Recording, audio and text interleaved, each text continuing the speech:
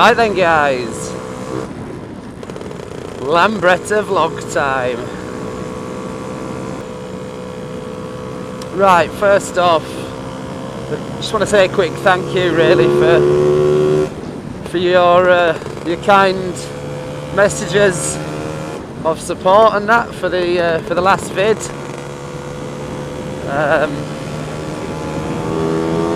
I don't really want to dwell on it, to be honest, but thank you. You all know who you are, so thanks. I'm pleased to say I'm feeling a lot better. That was just a bit of a short-lived dip back into the dark depths of sort of depression that I used to be in. But anyway, let's move on.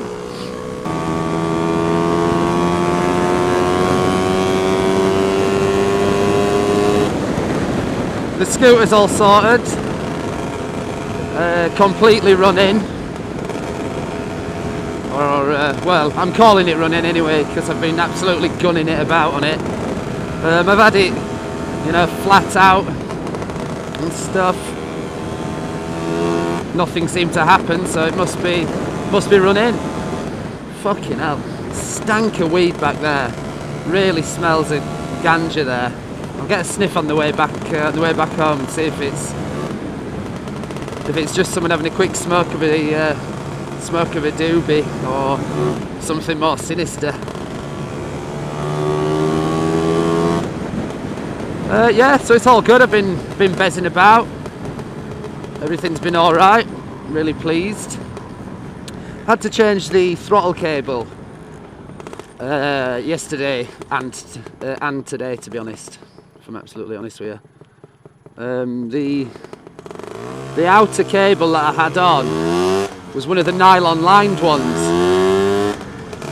and in the past at some point, I can't remember when or why exactly, but I shortened the outer cable, and as a result the little nylon liner thing sort of slipped out, and it was actually coming out of the top end up at the headset end up underneath here, and it was sort of all coming up, and it was sort of catching in the wheel thing that's on the end of this stem, that sort of, when you turn that, there's a wheel on the end of it and it's wrapped around it, so when you pull it, it pulls all the pulls the cable, but the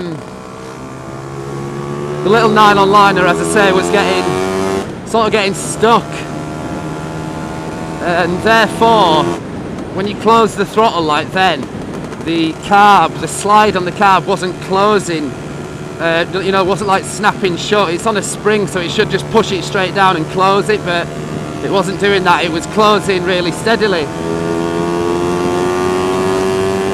So when you shut off the throttle, it, as I say, was taking a while to go down, which made it problematic for changing gear.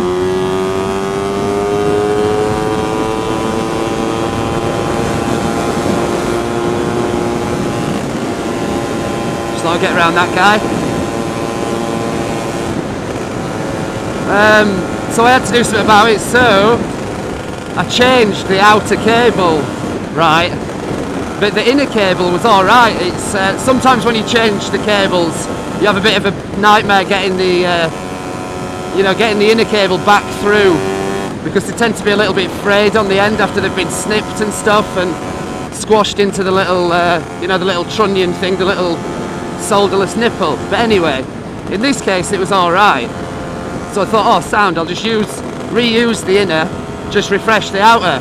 But I overlooked and sort of didn't take into consideration the fact that I had shortened the outer previously, and therefore the inner that I was using was a little bit shorter than they come as standard. So when I put the outer on, the longer outer with the small, the shorter inner, it was constantly under tension, and it was making basically the end result was the little slide on the carb was still doing exactly what it was before, because it was trying to pull itself, it was always trying to pull itself upwards to balance with the length of the outer cable. So when you closed off the throttle, it was in fact a little bit worse, to be honest. It was like you still had the throttle open, I thought, oh, for fuck's sake. This was last night and I was in a bit of a rush because I wanted to go and see me girlfriend. So I sort of went for a spin, realised it wasn't right, and I just had to put it away because I couldn't be arsed last night and I was busy. So I went back this morning and redid it. So all I did was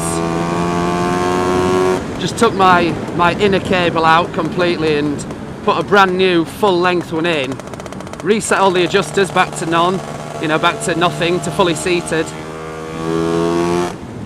and just fitted the new cable. Whoa! Bit of a lean on there, boys. And you know, refit the brand new inner at the correct length, and nothing was under tension, everything was sort of sat as it wanted to be, and that was it. So now, like there, where you close off the throttle, it actually closes it off, which is all I really wanted. And to be fair, it is good practice to change your cables now and again before they snap. I know for a fact my dad does that every year, and he does a fraction of the mileage that I do, to be honest. But he refreshes all of his cables once a year, just to avoid them snapping whilst you're out and about, which is fair enough. But I don't know, I don't tend to do it. I do give them a good bit of a, you know, a good coat of looking at, as it were, and inspect them and check them for fraying and shit, and if they seem intact, then, you know, they're intact. That being said, I have had a couple of cables snap on me in the past whilst I've been out and about, but I only tend to change them if they really need to be changed. As in, if it's not broke, don't fix it. So I did it and it's all good. I'm happy with the result, everything's fine.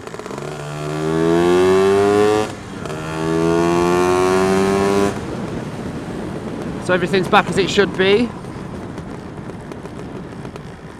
And I've got a brand new cable in, so it's good for you, a little bit of peace of mind, and you know that it's not going to snap straight away. Fucking hell, we're going a bit steady here, aren't we? Oh, it's that lorry. Yeah, I had a message off a lovely lady called Rachel something or other, asking me about the oil. Now, as I said in the thing, there's people have a lot of different opinions about oil and which oil to use and what have you, but the oil that I use is fully synthetic racing oil, rock oil. The best one that they do, as I understand.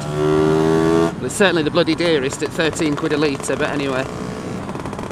And after I had the disaster with the piston and all that, I took it to MB Developments in Doncaster, you know, the people who developed the, designed and made the RT195 kit. And when I showed him the piston, one of the first things he said was, apart from the obvious damage that there was on it, he said, "What oil are you using?" And I said, "Well, rock oil, fully synth racing." And he said he should stop using it because there was quite a lot of carbon build-up on the top of the piston. I mean, it wasn't absolutely tons, but there was some. But he said, you know, it's going to be coking up your shit. And the reason, the sort of explanation for that, apparently, was that because it's this racing oil that I'm using, and they use it like in motocross bikes and stuff, we're sort of suggesting that the engine's not really getting hot enough to burn it completely, and therefore you were ending up with this carbon build-up. But because I've been using this oil for so long and I've never had a problem with it, I sort of thought to myself, well, I'm just going to stick with this. Ugh.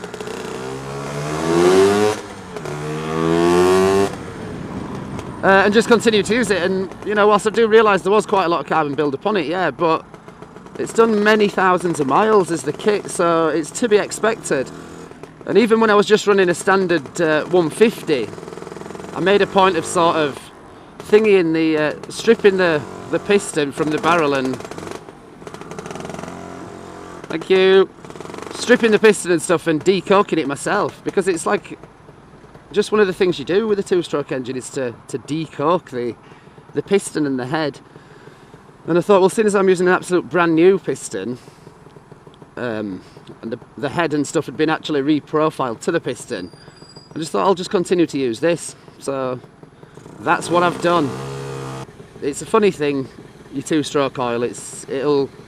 People's opinions are really varied on what's best to use and whether or not you should be using this or this. People have their own opinions, and they've been using the same oil for years, and they're bound to be biased, basically. Not in a bad way, just sort of their experience has indicated to them that the oil they're using is suitable. So it's not like a bad thing. It's just,